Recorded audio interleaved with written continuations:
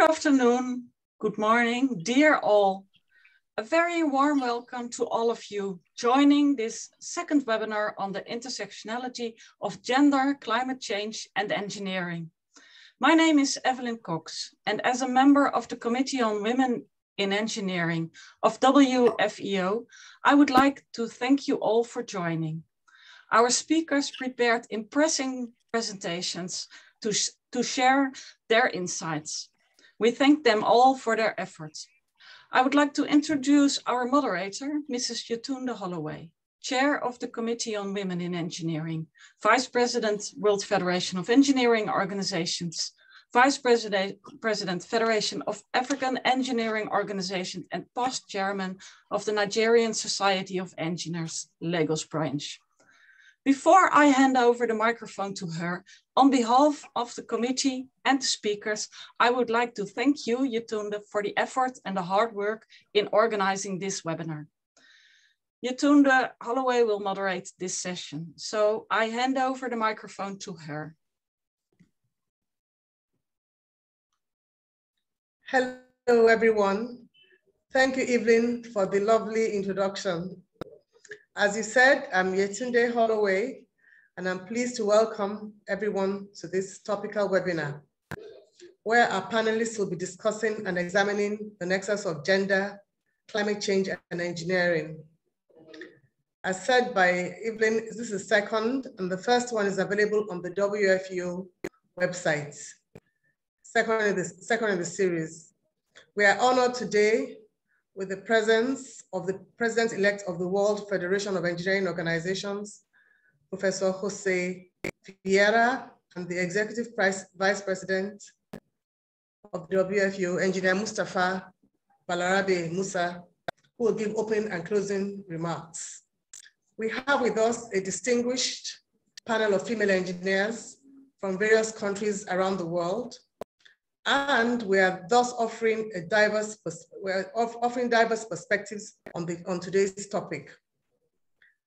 As an engineering organization, the World Federation of Engineering Organizations raises awareness about the climate crisis and the need for action amongst its member organizations and stakeholders.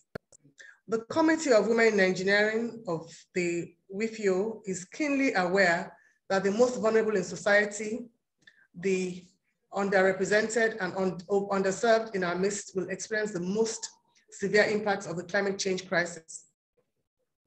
The committee also realizes that it is vital that the female voice, that is 50% of the world's population, is represented in the conception, planning, and design of infrastructure for climate change resilient solutions and for adaptive measures for crisis mitigation. These webinars therefore provide a platform that uses or utilizes the gender lens and harnesses the strength of our diversity and inclusion with the power of technology to prefer solutions which will contribute to the climate emergency solutions in a sustainable manner. We are bringing together thought leadership to inform cross-sectoral debates on the acute issues on ground. Output from the webinars will be used to present a position paper on behalf of the World Federation of Engineering Organizations, Women in Engineering Committee at the Climate Change Conference, COP26, which is happening next month in Glasgow. At this point,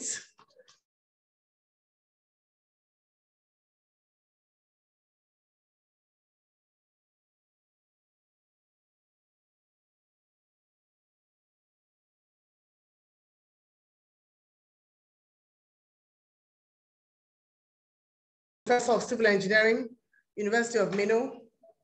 He's a member of the Pan American Academy of Engineering, certainly very accomplished. He's a former Vice Rector of University of Minnesota.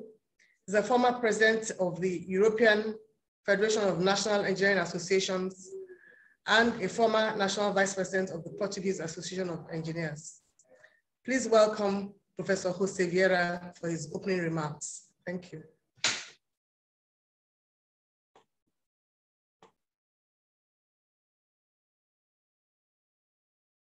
Professor Vieira.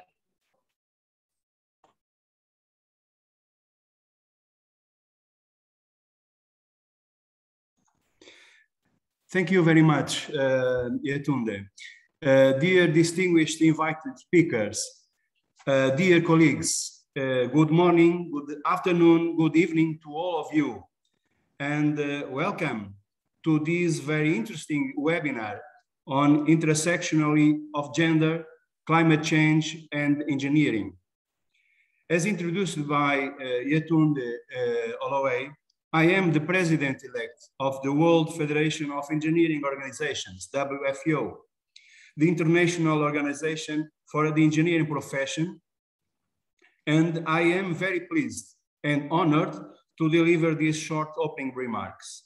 First of all, I would like to congratulate the WFEO Committee on Women in Engineering, and in particular its chair, Engineer Yetunde Holloway, for holding this webinar that represents WFEO's effective commitment to actively building a recognized affirmation of female engineering in the discussion and search for solutions to the planetary consequences of climate change. I am particularly happy to see that this event can be included in the major objectives of the 2019 WFEO Declaration on Climate Emergency. Strive for an engineering community where a diverse and inclusive membership can work collaboratively towards innovative climate mitigation strategies, engaging women and young engineers. In its recent special report on global warming of 1.5 degrees centigrade, IPCC emphasizes that emissions of greenhouse gases due to human activities continue to increase year after year, and global warming has continued unabated, and we have witnessed an acceleration in sea level rise. UNESCO's latest engineering report stresses that climate change manifested through changes in atmospheric and oceanic conditions will impose increase and new risks on many natural and human systems, notably through changes in climate variability and in the frequency and magnitude of extreme climate events. I am convinced that the role of engineering and engineers is fundamental in finding and implementing innovative solutions to face the global climate crisis. The vision, sensitivity, and pragmatism that characterize the female approach to problem solving are essential for facing the climate change challenges. However, although there has been an increase in the number of female engineering graduates in the recent years, several official reports show that in many countries, restrictions still exist that prevent girls from accessing science and engineering careers. Addressing and removing these multiple systemic and structural barriers, including legislative and cultural changes, is critical to enabling women to progress equitably and to reach leadership positions in society. I am sure that this webinar will be a success and will have the impact that is advocated for a greater and increasingly influential and impressive presence of women engineers in the goals of sustainable development and in the adaptation and minimization of the impacts of climate change for the benefit of humanity and the environment. Success to the webinar. Thank you very much. Thank you, José. So now we go to the real meat of the event today. Our first speaker is Professor Dawn Bonfield. She's the Deputy Chairman of the Committee of Women in Engineering. She's a Royal Society Entrepreneur in Residence, King's College London. She's a Royal Academy of Engineering Visiting Professor of Inclusive Engineering at the Aston University. And in addition, Dawn has her own company, Towards Vision, which works towards a vision of diversity and inclusion in engineering. Today, Dawn she will use today's session to talk through the ways that women are affected by climate change and the need for women to be involved in solutions, and she'll be sharing the messages that she'll be taking to the leaders at COP26 for debate and verification. Thank you, Dawn. It's over to you.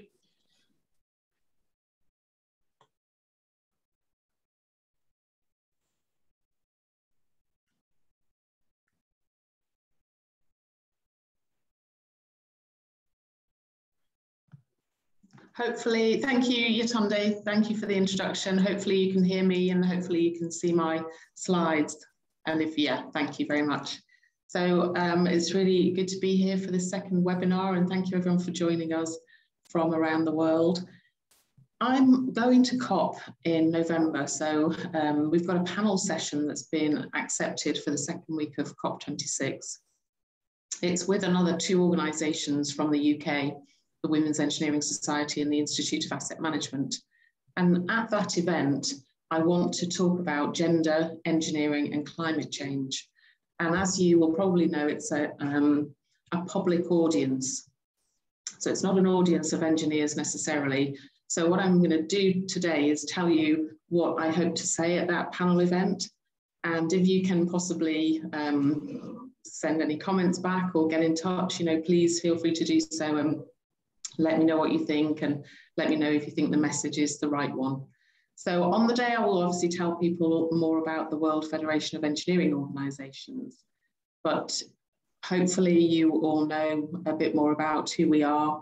We're a big organisation of almost 100 national professional engineering institutions.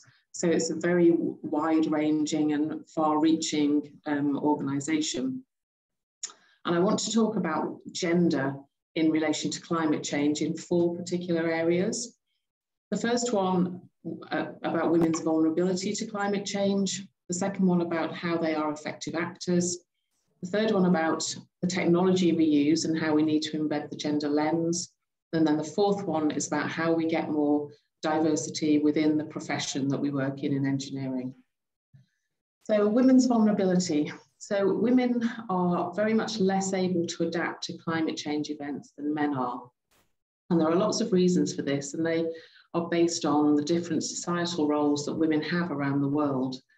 And they, due to their lack of finance, resources, information, independence often, they are not as able to adapt as their male partners or men are.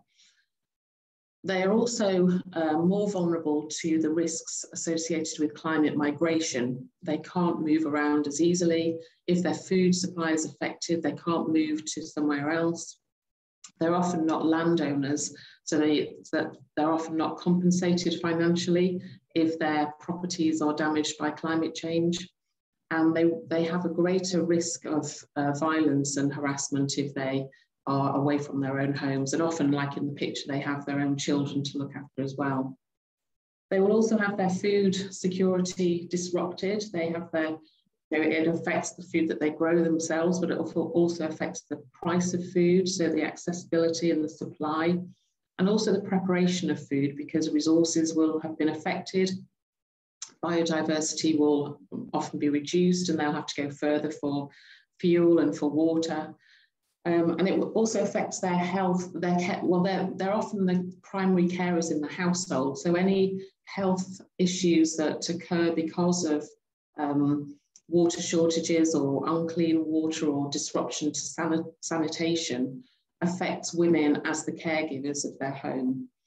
And they're more likely to suffer gender-based violence away from the home as well. So all of these things that are represented by all of those sustainable development goals that you can see at the bottom there affect women differently to men. And it's really important that we understand how vulnerable they are in these different areas. They're also effective actors. Women and Indigenous populations have a lot of unique knowledge to bring to the table. And that's also because of their societal roles. And they can offer these solutions to climate change that need to be heard. And including women in these decision-making opportunities validates the significance of that knowledge and also brings them into the conversation. They're the gatekeepers of the home and the family and the finance, the cooking, also the purchasing decisions, the behaviours in the home, like what is bought, what is cooked, the waste, the heating. So they are very influential, and they're also educators of the next generation, and also in schools as well. So that's their role as effective actors. Thirdly, I was saying about technology, new technology, use of new technology. And we will have to move to transfer of the polluting technology that we have at the moment in energy, for example, to more renewable and clean energy. But there will be a lot of other technology that we use as well to address climate change solutions in all sorts of ways, whether that's just creating an app, for example, that helps people grow more sustainable food or access more sustainable transport. We have technology in all of these different areas of mitigation and adaptation. So we have to be sure that we are being inclusive in the technology that we develop as engineers and technologists. And this is the work that I do in the UK around inclusive engineering outcomes, making sure that we're designing for accessibility for everybody in the world, all user groups, but not just people-centered design. We have to be considering our other global responsibilities, the appropriateness of technology, the societal impact, the future readiness of technologies as well, and all of the sustainable development goals, not just one at a time. They're very much interdependent. And then we have actually in our committee at the Women in Engineering Committee at WFEO been developing this series of banners which looks at different technologies that have been developed bearing that gender perspective in mind. So there's a link there if you want to see more about those. And then the final one about women's role, bringing more women into and more other diversity into the engineering sector is absolutely key. Women have a huge role to play themselves in creating these technological and innovative solutions to climate change. We know this subject very well. The Women's Engineering Society in the UK is over 100 years old now, and we've been doing this for a long time, but we haven't really made step changes to increase the diversity in our engineering sectors. So we have recently signed up to something that is a build on this Beijing Platform for Action, which was developed in 1995 as this agenda for empowerment of women and girls. And it got adopted by 189 governments around the world who committed to taking action to look at the gender perspective. At the start of 2020, which was 25 years later, a new initiative called Generation Equality came online, which is a 10-year program of activity. And it's overseen by UN Women.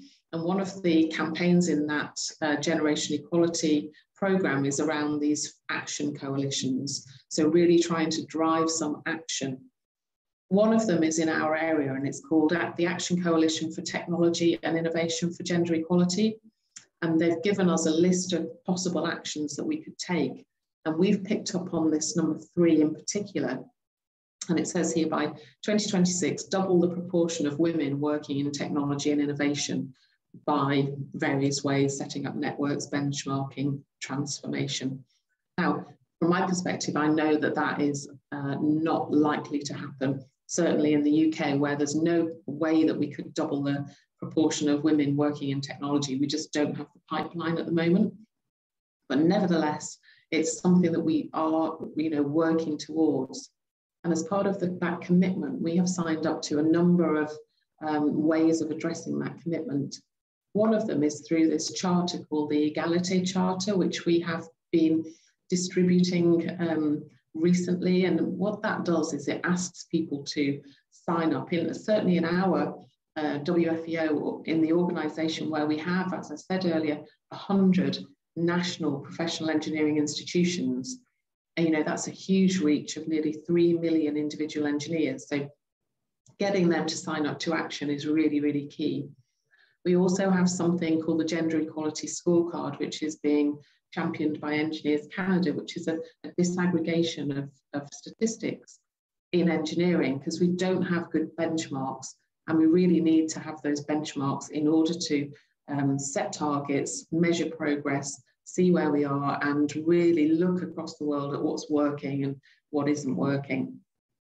We also want to encourage women as entrepreneurs. We want to mentor more people and look through that gender lens in everything that we do.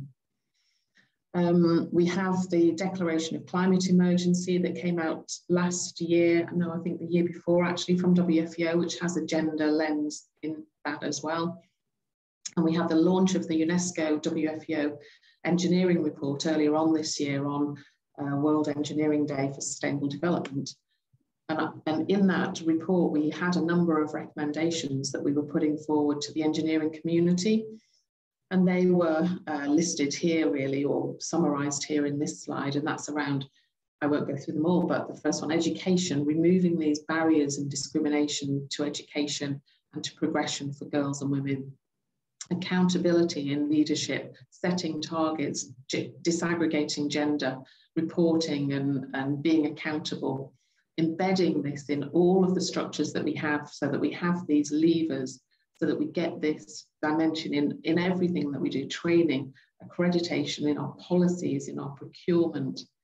The list continues, and if you address those recommendations, you will be addressing the gender perspective against those 4 things that I spoke about earlier.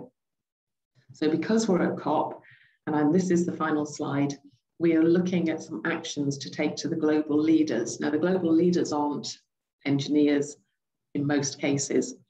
So what we're asking those global leaders to do is shown here. So fund education for women and girls.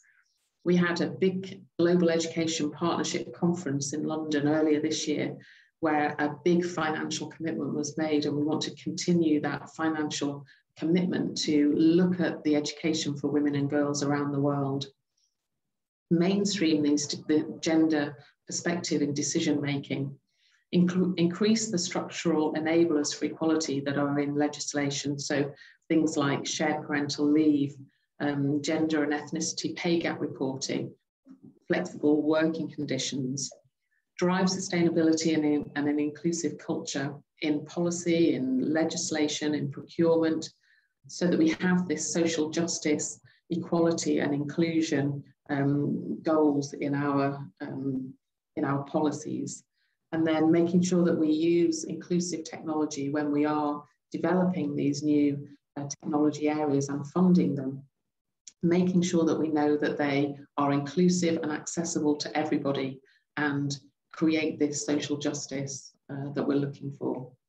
So that's the end of my slide. So thank you for listening to that. And please do get in touch if you think, you know, we need to add anything to that message. And I look forward to talking further in the questions. So back to you, Yetunde. Thank you, Dor, for the wonderful presentation. I am digesting it, so I hope everybody else feels that way. Thank you very much, Dor. That was wonderful. By the way, questions are in there's a Google Sheet in the chat room for questions. So the panelists will respond there. Our next speaker is Yvette Ramos. She's a very, oh, sorry, Sanne. Sorry, I made a mistake there. Sanne is the next person. She's the Vice President of International Federation of Municipal Engineering, and the first woman to ever do that job, excuse me, in Rotterdam. She's the Vice President of the Dutch Association, and she's also a manager at the Urban Management Department of the City of Rotterdam. So we have a lady who's the first to have done that in our midst today. Please welcome Sanne Hieltjes with me. Thank you. Sorry for murdering your name. She's talking about climate change adaptation, asset management, and girls. Thank you. Welcome, Sanne. Thank you, Yetunde. I know it's difficult to pronounce my name. Well, good day to everyone. Thank you very much for giving me the opportunity to give this presentation to you. Well, my name, you pronounce it as Sanne Hieltjes. And well, as I said before, I'm the Vice President of IFME and Vice President of Stadswerk. And Stadswerk is a Dutch association for municipalities and companies who are actively involved in themes as circularity, climate change, and green cities that all relate to our direct physical environment. Well, in my daily life, I am a manager at the Urban Management Department of Rotterdam. And I have a team of asset managers that are responsible for the long-term maintenance of all the roads, the greenery and trees and playgrounds in Rotterdam. Well, I'm really looking forward to share with you a little bit on how we are working on climate change adaptation in Rotterdam. And then I will tell you a bit about asset management and relationship with climate change and the, well, the importance of girls choosing technical studies. I will now start up my presentation. Okay. Well, as you all know, urban regions all over the world are facing major changes. These include the migration to the cities, the increasing scarcity of raw materials, the energy issue, the reduction of CO2 emissions, other mobility, climate change, and so on. And these issues will all occur simultaneously during the forthcoming decades and will really impact urban areas.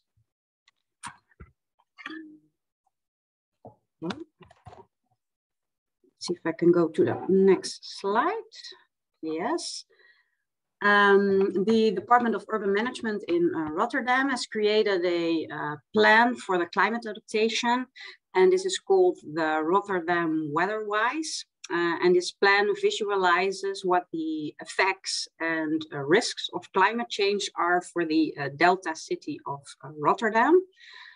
The plan focuses on 6 themes: precipitation, heat, groundwater, drought, river sea flooding, and land subsidence.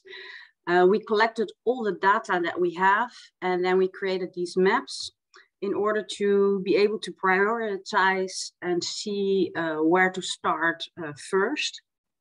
Well, this is all the theory, but how about the practice? There are many ongoing experiments involving climate change adaptation, but I will give you some examples. Well, in order to be prepared for a changing future, we do have to take measures now. As it is difficult to create more new water bodies within the city boundaries, we have to find smart combinations with other urban functions, like the combination of this water storage lake and houses on it, or closer into the city center where we created this water storage reservoir just beneath the driveway of a parking garage. This is a square which will collect the water during heavy rainfall. And well, with this square, the daily use is being combined with water storage. Yeah. This is a football stadium which has an underground water buffer, and the collected water is being used for spraying the football field. Well, this is another project. This is the before picture.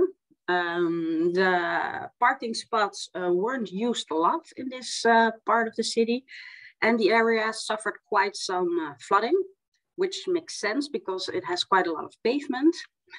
So together with the people that are living here, they created this really beautiful design with all happy people. And it's also really functional during heavy rainfall. It's water storage, and the water can here easily infiltrate in the soil. And also during hot summer days, it's a cool area to go to. Well, this is the after picture. Zoho is the name of the district, and a nice detail is that the letters also storage water. We started the Rotterdam Roofs program, which is to use the potentials of rooftops, which we have quite a lot of. And during the lockdowns, the city council realized that the inhabitants in Rotterdam really wanted to be able to go outside, and preferably close by their homes. They want to go to green areas. So in order to make this more accessible for everyone, it was decided that they invest in 7 large-scale redevelopment projects. And here you can see one of them, where extra green space is being created on the water. Well, there's more to share, but I only have 10 minutes. So now I will continue with asset management. Asset management is all about how you keep your system in shape. How do you make sure that your politicians choose for all these nice and climate adaptive projects that I showed you before? And well, there is a nice link between asset management and climate change. With asset management, you can prioritize your projects. You can determine if it's better to do a bike lane or a sewage pipe or a bench in a park. You can examine where you want to invest your money in. Well, just to remind you, this is a simple picture. There's a whole framework behind it. But with this, you can take the best action. Well, you might ask yourself, isn't this comparing an apple to a pear? Well, it is actually. But how can you do that? And how would you choose? Well, most people say, well, just take a look at the price and choose the cheapest version. But that doesn't always give the best result in the end. Doesn't give the best value. So with asset management, you need to look a level deeper. You need to see, for example, are you interested in vitamins? Then you choose the apple. If you're more interested in fibers, you choose the pear. But how did we do this? We actually did that. We read all the strategic documents that we have in our city, and we identified the key values of our cities. So now the engineers really need to look differently at their project. Does this project help to climate change? Does it add to the livability of an area in the city? They need to show how their project contributes to the key values. And one of them is resiliency, of which climate adaptation is part of. So like on hot summer days, do you want to be able to go to pool and green spaces close by your home? Where do you want to play outside with your children? How do you want your playground to look like? Is it only for letting the kids play, or you also want to talk to the older neighbors that you have and that are looking for some contact? Is it possible to storage water there and play with it? Well, etc. And especially concerning all those questions, it is really important for the citizens and especially for the women to raise their voice and let the city know what you want and what you need. You need to tell them what you think is important so the engineers can better value their projects. Well, I would like to share another example. This is a project at the Rijnroord districts, and this is where we are going to create a 100% circular, climate adaptive and gas-free district. And this all started with the fact that the sewage system had to be replaced. So we started to look at it differently. We heavily involved the people that live here to create that dream together. On the pictures, you see this woman with a, I don't know if it's the right translation, a fence barrel, but it is this barrel or box actually where rainwater is being collected, and it is placed outside the garden so that everybody can use it. And I asked my colleagues that work for this project about their experiences. And they actually say that the women that participated with these projects, they say that they are more focused on shared responsibility towards climate change. And they're also more focused on involving their neighbors and their community. Well, when looking at the position of women, it's always good to start to look at yourself first. So I took a look at my own department, the asset management department. And well, it got me triggered because of the numbers. And well, maybe we aren't doing that bad, but 23% of the people that work in our department is female and 77% is male. The average age is 47 years old. So, well, we still have some work to do there. And then also the fact that all those big transitions that we are facing will ask a lot from the public space. And we already noticed the difficulty in hiring good people. So we actually need the whole possible labor force to participate. We need the women to choose for technical studies or work in and for the public space. And we need female role models to pave the way and make young women enthusiastic for engineering. So this is the last example that I'm giving. Every year we organize in the Netherlands a Girls' Day.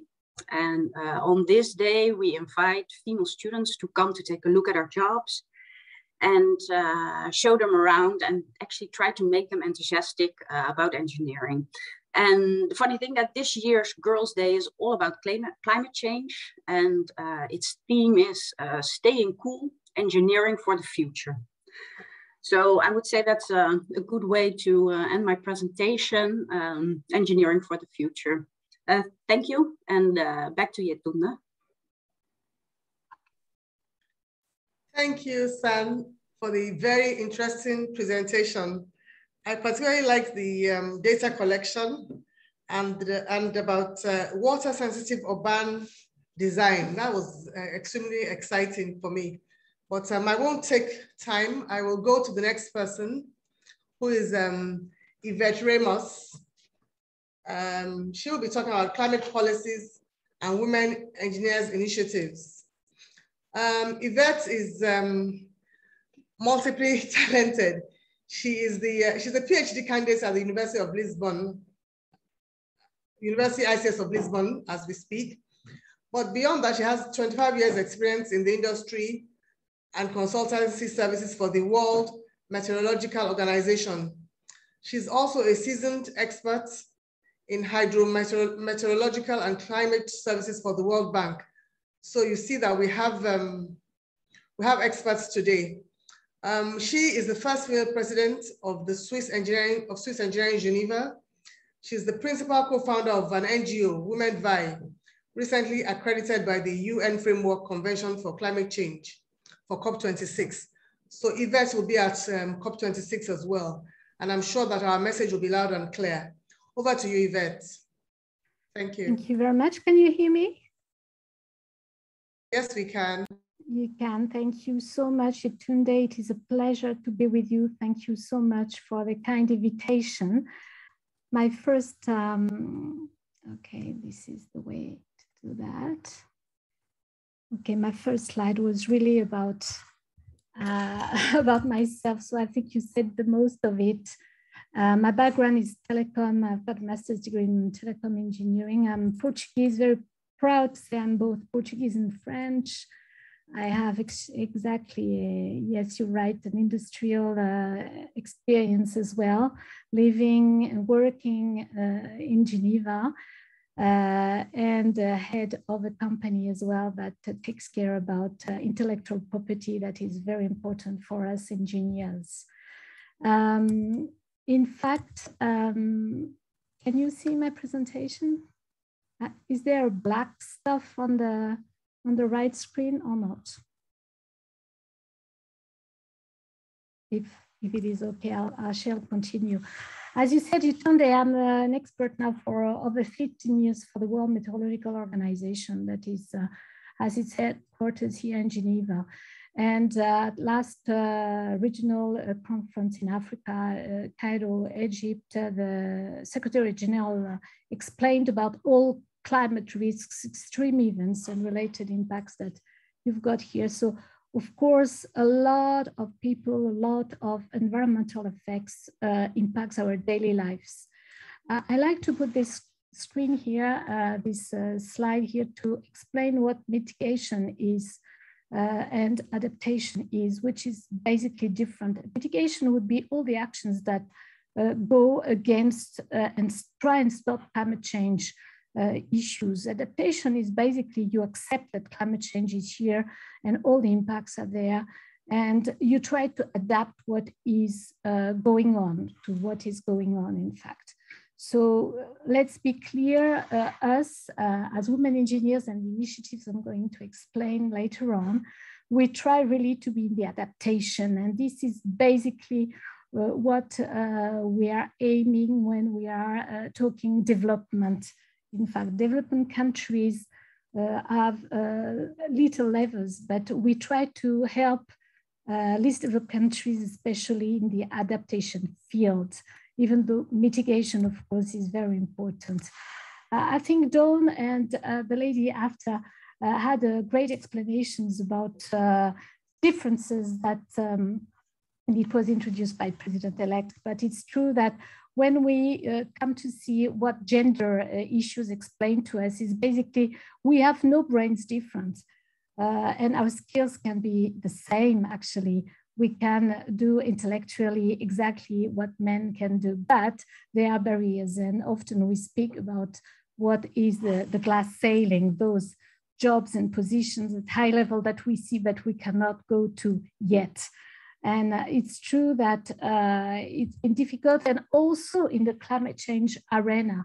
And as it has been explained also, climate change affects women and men differently because girls and girls face, of course, particular vulnerabilities when it results, and I think Dawn explained that well as well, from different cultural issues, from different socioeconomic status in the society, as Dawn said, in fact, and I think we can say that figure that 98% of the economics of the wealth of the world is in the hands of men. So still, we still have to battle a lot to get a little bit more than those 2%.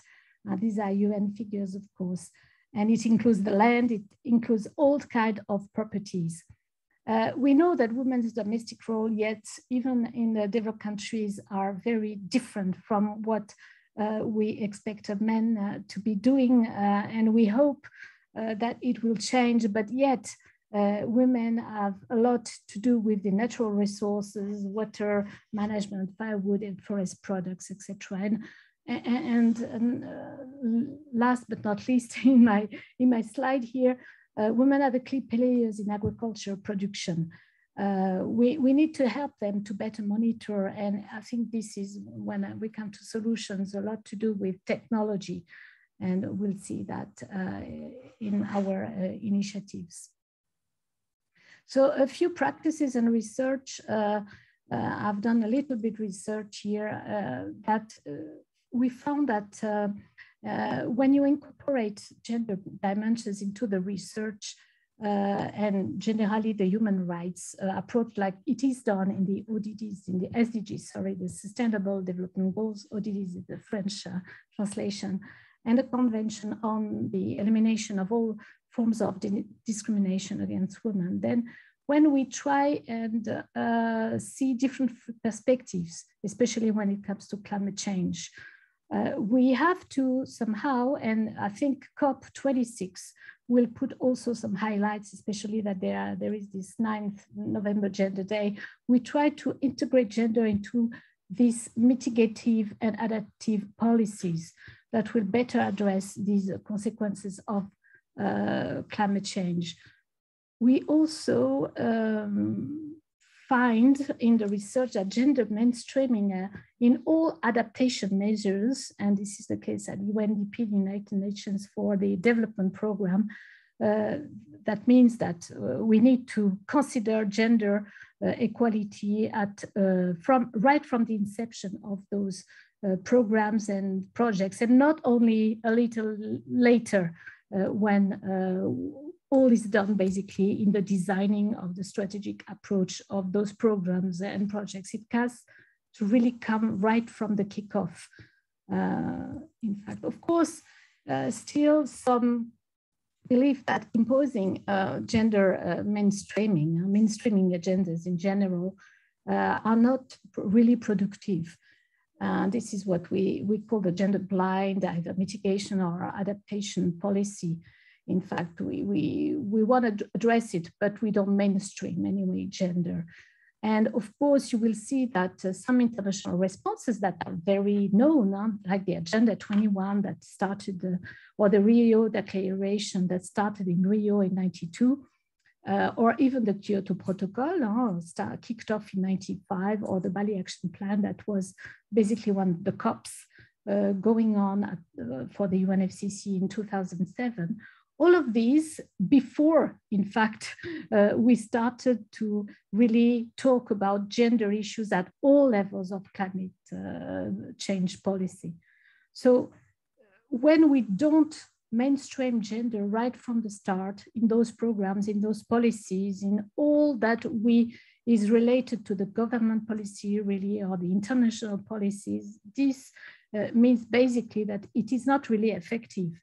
And much of the climate change policy that was created before the 21st century basically focused really more on economics than other type of social effects of climate change. So I think this has to be changed now. We have to understand that really now we are modernizing those climate change policies. And we will go to COP26. So it is the 26th edition of the COP, the Conference of Parties of UNFCCC, that is the United Nations Framework for Climate Change. And finally, we have those social issues raising. So the youth, for example, will be on the 5th of November. So we really call on all the actors that want to express and act and include the youth to go and show off on the 5th, and the Gender Day on the 9th. So as I say, some of the platforms, that is the Beijing platform that Dawn also mentioned before, the CEDAW, the SDGs, they include gender-aware initiatives. So that is good. It is not enough, but it is good. And it starts by that. So to include later on policy, in the policy-making processes, women in general. We have to really not only act on the ground and as engineers say, yes, we will have non-gender bias, artificial intelligence programs or in our recruitments, etc. But at the highest level in the discourses and negotiations, we really want to express the gender issue here. So of course, we've just mentioned that women are very important players in the climate change policy. And we really want to consider that at all levels. And this is when I come to some of the initiatives that we have started. And I think Dawn and Yetunde, you said it clearly. Of course, we need to start by the basic, that is the education. So in our groups at Swiss Engineering, at WIE, at the WIE Committee of the WFEO, I've been engaged with the WFEO since 2007. We started some actions locally, and we try to boost, of course, and raising awareness at political side, but also working with the administrative and executive administrations on helping girls to understand that still there are stereotypes in the classrooms right from the start when they are young. And we do provide some small tools that helps mixed, because classes are mixed, girls and boys work together in technology. And just by providing our network, us as ladies going to the classroom and showing how technology is good and our passion for engineering, then it opens a little bit the ideas and the potential future of these girls. We do that not only at a young age, but later on. And we've got a program, for example, at the NGO you mentioned that kicked off 3 years ago, Women WIE.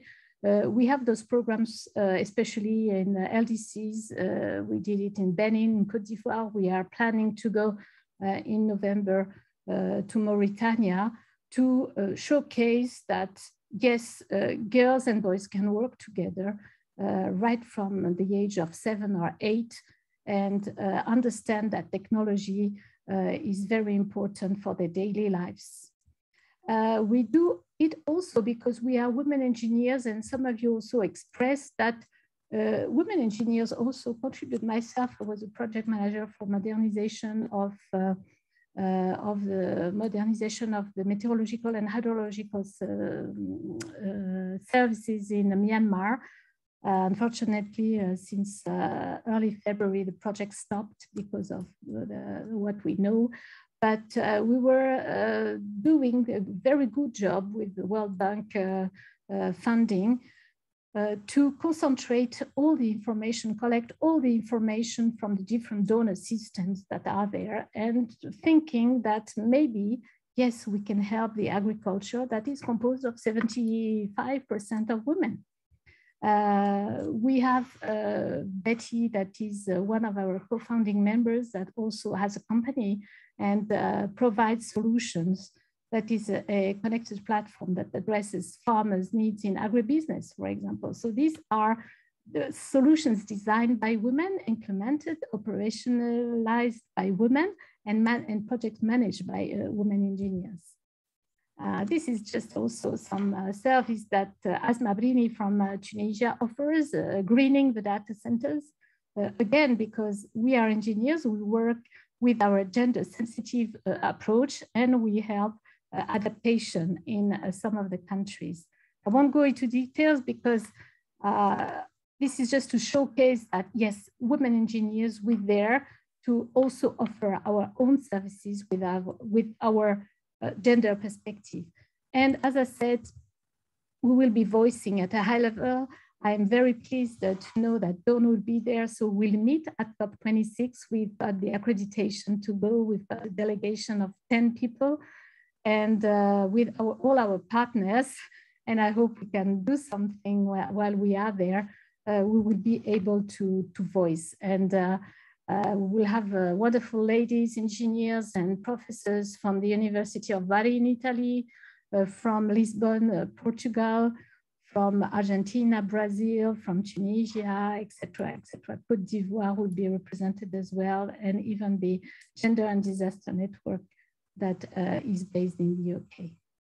So for me, that's all. Thank you very much for your listening.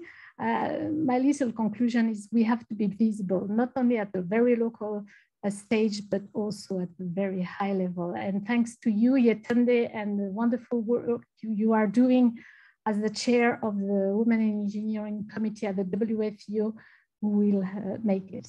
Thank you very much. Thank you very much, Yvette, for another interesting presentation. I like the last, we're voicing it. You said something about voicing it louder, or? Yes, voicing it at a higher level. Yes, higher level. We're voicing it at a higher level. I like the fact that you talked about gender-aware initiatives, the gender action plans.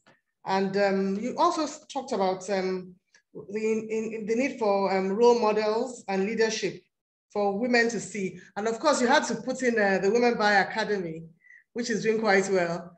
Thank you very much, Yvette. We'll now go to somebody from my neck of the woods.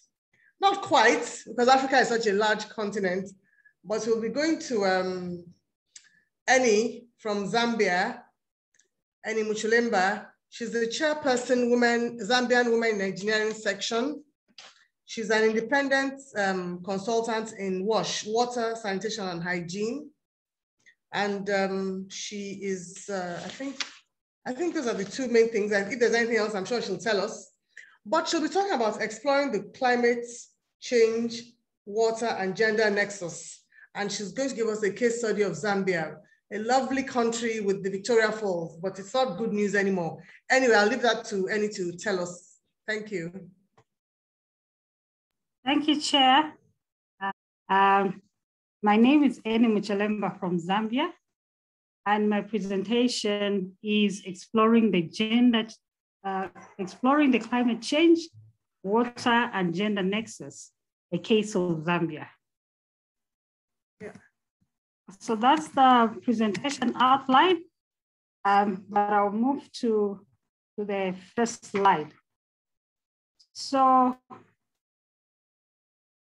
for those of you that are not familiar with Zambia, Zambia is in the southern part of Africa and is a member of the Southern Africa Development Community.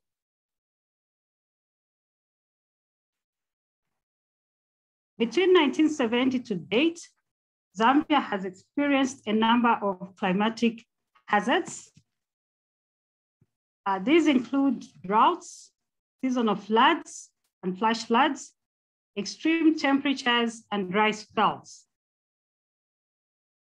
The frequency, intensity, and magnitude have increased over time. Adversely impacted have been food and water security, water quality, energy, mining, and sustainable livelihoods of rural areas, resulting in urbanization. The impact on water has been felt in Zambia, but also globally.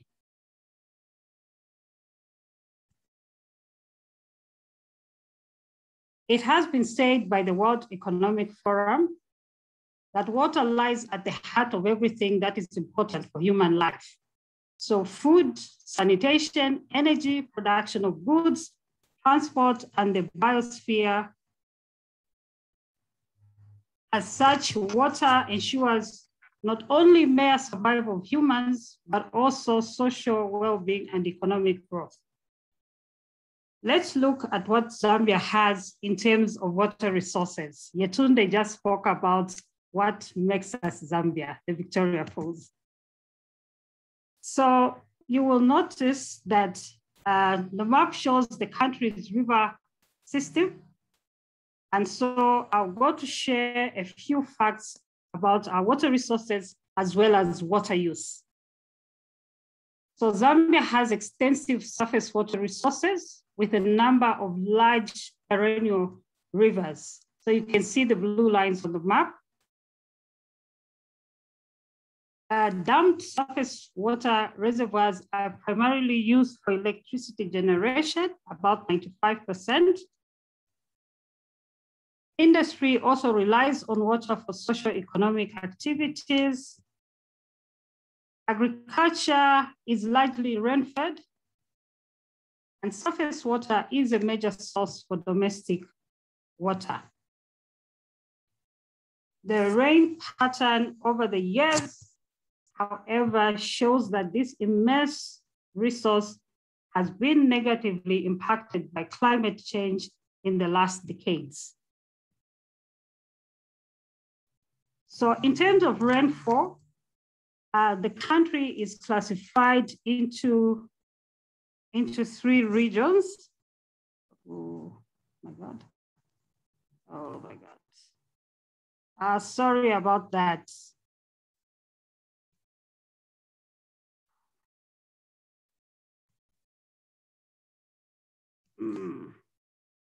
Yetunde.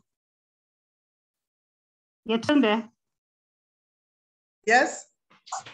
I'm having a bit of challenge. Is it possible that you share the screen, the presentation for me? Oh my goodness. Did you send it to the WFEO Secretariat? I asked you to do that. I did. Did you? Yes, I did.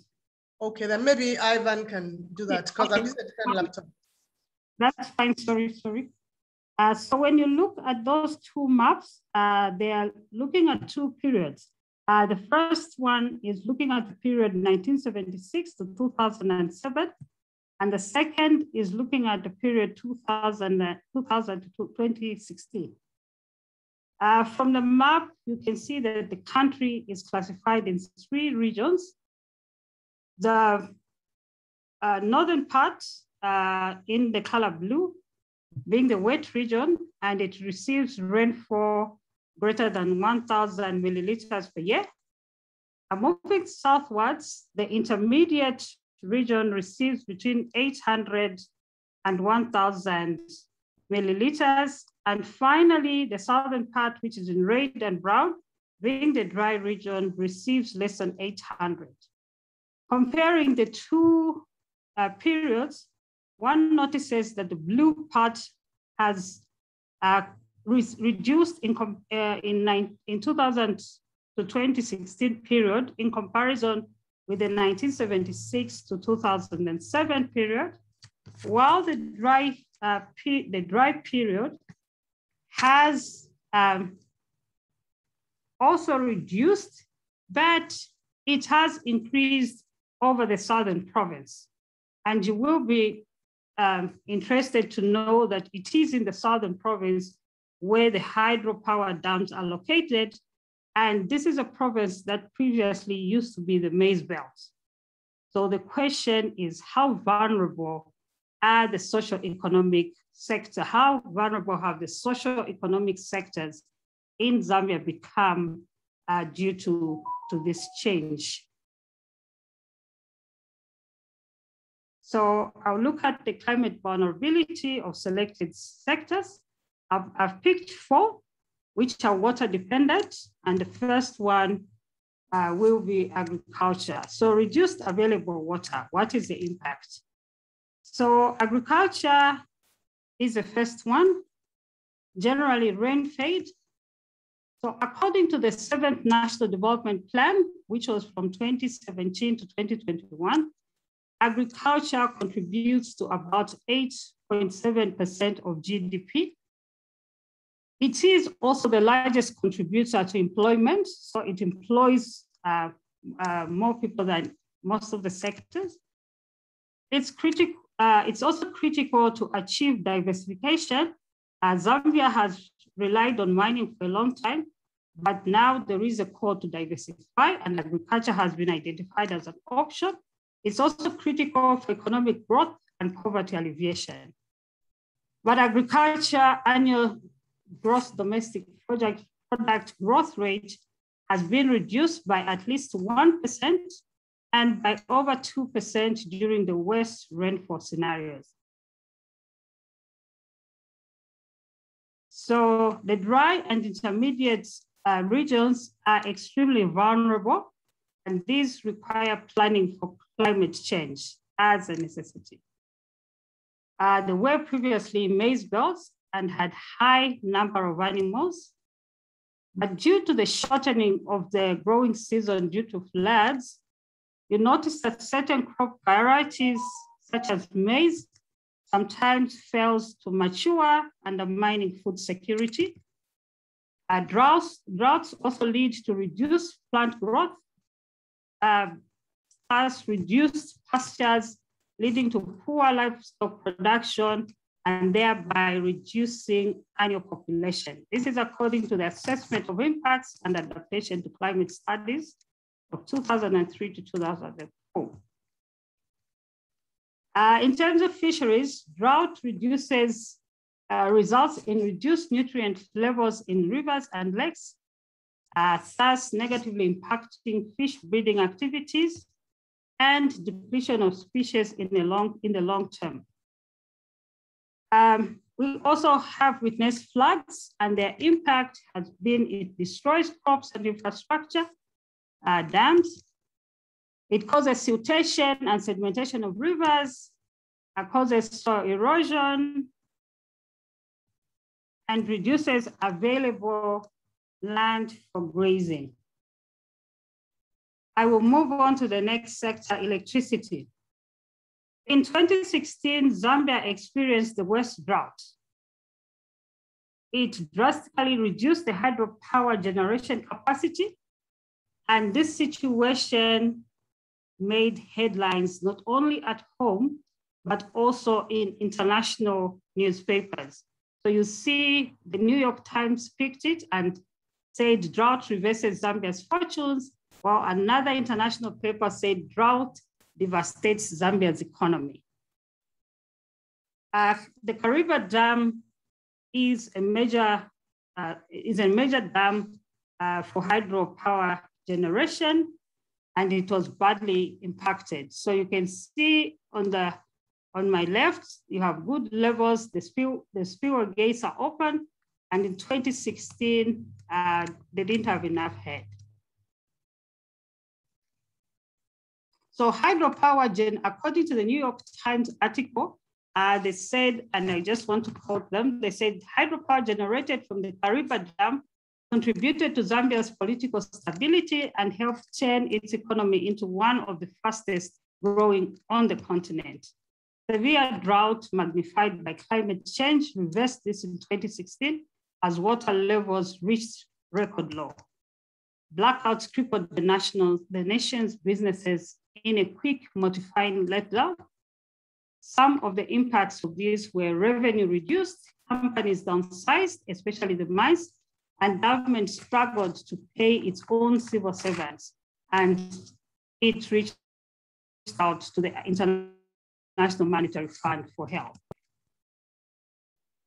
Another impact is deforestation. So according to the Ministry of Energy, 80% of households nationwide use biomass charcoal for cooking.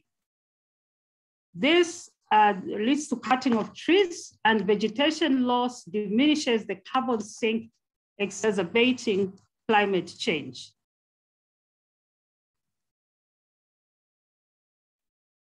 The third sector is mining. Mining is one of the major consumers of electricity. It accounts for more than 50%. Zambia has a long history of mining since 1920 with a large non-resource base of copper, emeralds, and other deposits. It is a significant source of government revenue. It accounts for 78.4% of exports in 2019. It accounts directly for 9.9% of the gross domestic product and indirectly as much as half of the gross domestic product.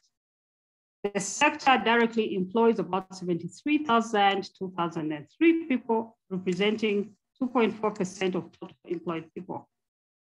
It directly and indirectly is one of the major drivers of urbanization. Power cuts led to loss of job for a significant proportion of people in 2016. I will move to the last sector, which is health. Despite abundant water resources in the country, communities in the southern and intermediate regions experience severe water shortages during summer. Health is sensitive to climate and and weather patterns, especially in the tropics. Humans are vulnerable to climate-sensitive diseases such as dysentery. Oh my God.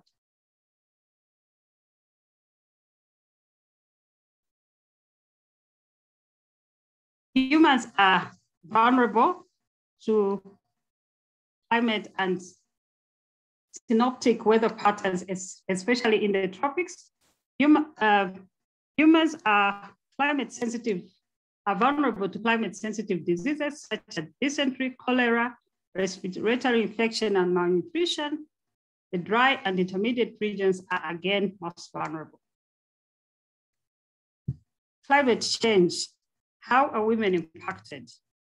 So going by the sectors mentioned, women normally rely on agriculture in the rural areas, and so they are affected and affect water resources. Thus, any impact makes them vulnerable.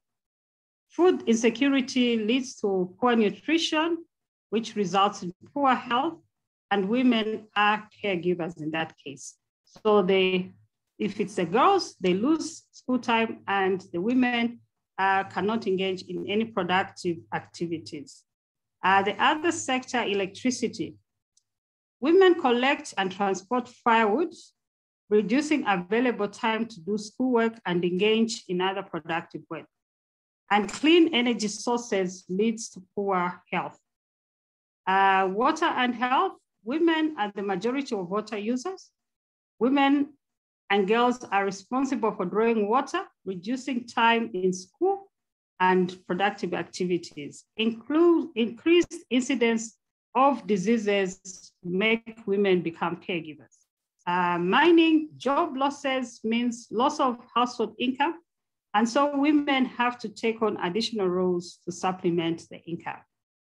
So being the ones that are directly affected by this, their perspectives to climate change become very important. And so we see that water is an important resource, and we have voices calling to action, such as the CEO of Nestle, who says fresh water is being massively overused at nature's expense, but it seems only a global crisis will make us realize the importance of the issue. The World Water Council also said clean and reliable water can no longer be taken for granted, even for those who can afford. Already 2.8 billion, 40% of the world's population experience water shortages by 2025. This will rise to over 75%. But what has been Zambia's response?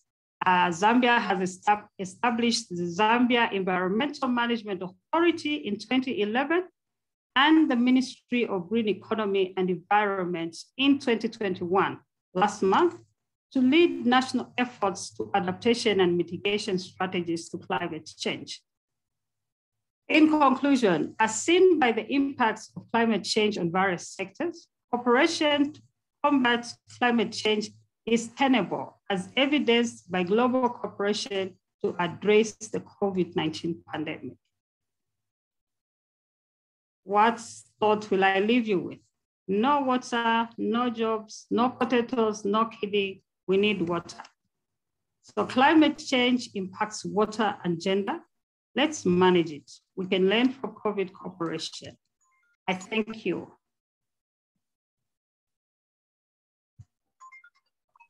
Thank you very much. Back to you, Chair. Thank you very much, Ennie. You've done a very good job. We've looked at Zambia and water and its importance. And we know that climate change is really important. We are running out of time, so I have to rush to the last but not the least speaker, very, very important person. She is Milda Pladate. She's the initiator and lead of Global Young Engineers' contribution to SDG 13. And she's preparing for the COP26 working group. Milda, hi. And she's also belongs to the Young Engineers and Future Leaders Committee. She's a very active member there and had a presentation is titled Promoting Inclusive Action for SDG 13. So it's the last but not the least, and we hope it's very interesting. Please don't forget to put your questions in the Google Sheets. Thank you. Okay, thank you. So my name is Milda Pladite, and I will speak about how we can promote inclusive action for climate action SDG 13. The challenge which we discussed, the females and youth are the most vulnerable groups for climate change, but we also have opportunity that we need to bring their voices into the policy making and finding the solutions.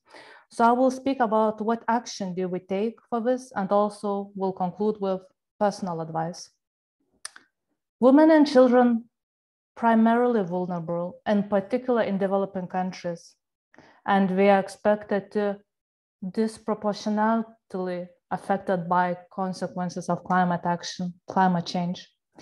Hence, young people and females are critical stakeholders in being involved in finding the solutions to tackle the climate change. Hence, at World Federation of Engineering Organizations, we have a working group to incorporate and deploy the capacity of young engineers and females in engineering in tackling the challenges. So we promote the cooperation and share information on climate mitigation, climate adaptation, and STEM skills. And one of our key objectives is in particular to focus and promote the collaboration between young engineers from the developed and developing regions. So this is highlighted in dark blue, the countries with which we cooperate. And we are very proud to have more than half of members from developing regions and countries. But how to put this into action? How we can, our global young engineers capacity can add value to the policy making at United Nations level? To do so, we initiated a cooperation with major United Nations youth networks, such as Major Group for Children and Youth Science and Policy Interface Platform, members of the Youth Advisory Group on Climate Change, a very bright professionals who advises UN Secretary General on Climate Action Strategy. We also cooperate with Young Youth Constituency of UNFCCC and Global Youth Climate Network, which is a volunteer initiative of a youth-to-youth community of young professionals at the World Bank Group. Together, these global youth stakeholders, we prepared a joint statement. One of our key objectives is inclusive action and Marrakesh partnership and transparency. We will send this joint statement to all UN heads of member states. And one of our objectives, which we ask, is to all COP26 parties to support science, technology, innovation, would include engineering as critical components in defining policies. Another very important aspect that policies must be informed and consulted with appropriate stakeholders, in particular youth, women, and indigenous people. But this is an example that every action taken can add value.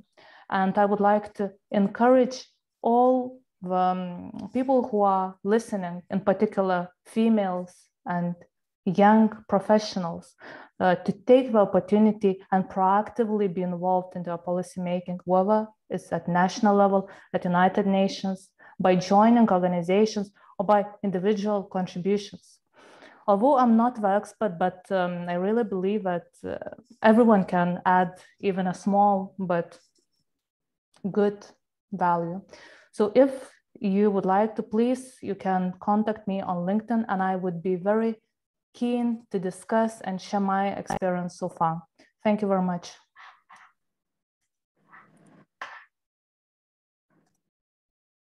Short and sweet.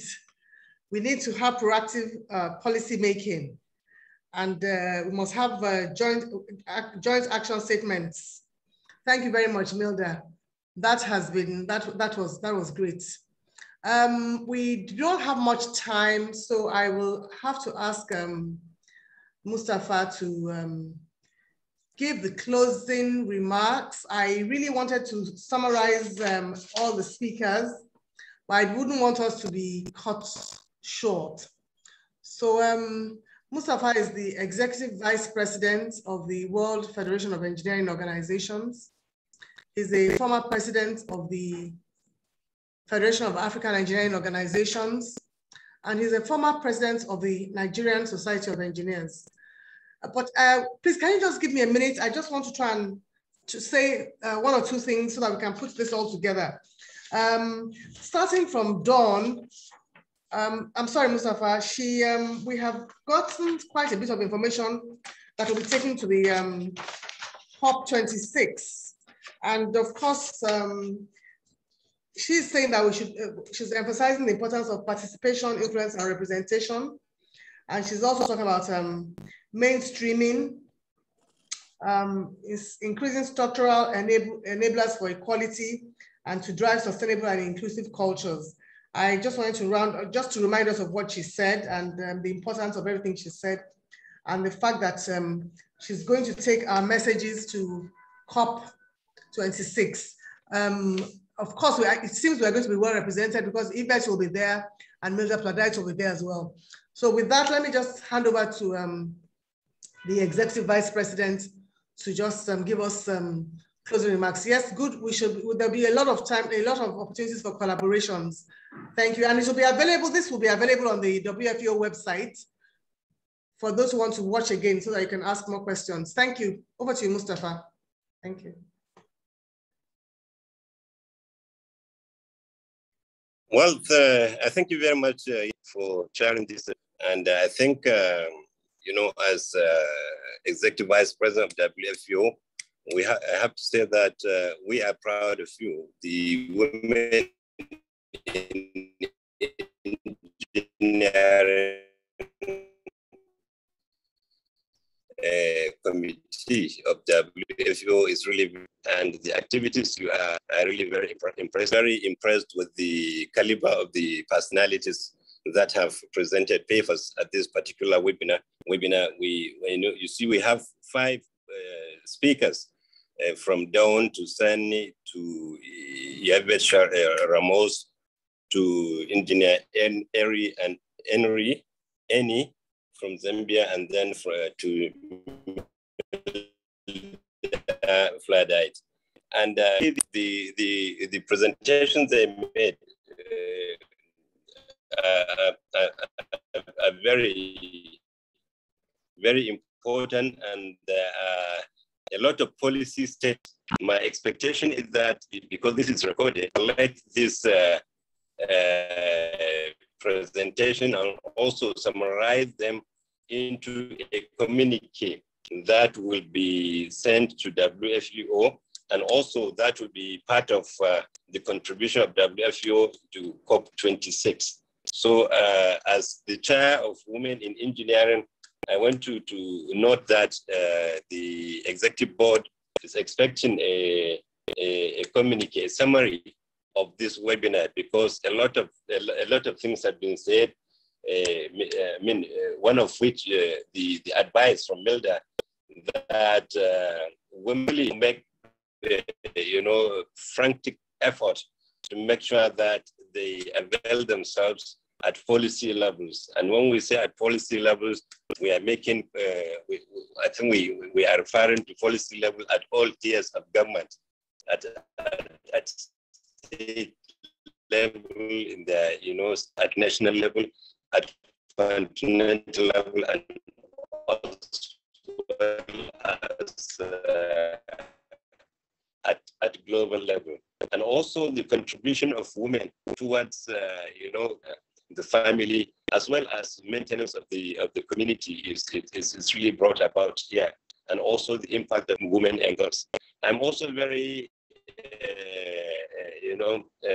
impressed with the information about Girls' Day from Sanne, and I think this is something that could be really replicated in many countries. And I think you, as the chair of Women in Engineering, can really get more information about this Girls' Day, so that this information can be transmitted to many of our national member institutions, so that we can catch the girls at very young age, so that their attention and thinking should be, towards engineering and getting solutions, getting solution to the community problems through engineering.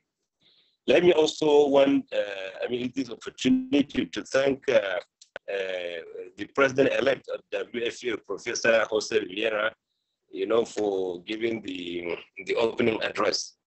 Of course, Professor José Vieira is somebody who has been supporting all the committees of WFEO, and of course, I know he's getting ready to take over the mantle of leadership of WFEO, and we are really looking forward to that day after the next General Assembly. So with these few remarks, I want once again to say a very thank you to the host, the Chair of Women in Engineering, and also to the presenters, as well as the participants who have made this program very successful, because without the participants, really we can just be said to be talking to ourselves, which is not the best. And I also advise that the recorded copy of this webinar should be sent to all national members, because these papers are very important, and I believe other national members, will make very good use of this technical presentation if we download them on the WFEO website. I believe I'm saying the minds of many who have not been able to attend this particular webinar because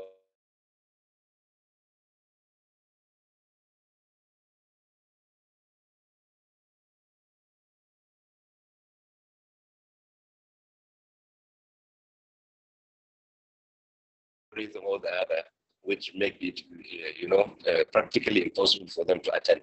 So I believe if you download this presentation in WFEO website, people will make the best use of them. So once again, thank you very much. Good evening, good night, good afternoon to everybody. Thank you. Thank you. Thank you, everybody. Thank you for participating and thank you for coming. The panelists, thank you so much. Bye. Thank you so much. Thank you. Bye. Thank you, Yetunde. Good weekend, everyone. Bye-bye. Have a great weekend. Bye-bye. Nice to meet you. Nice to You meet you. too.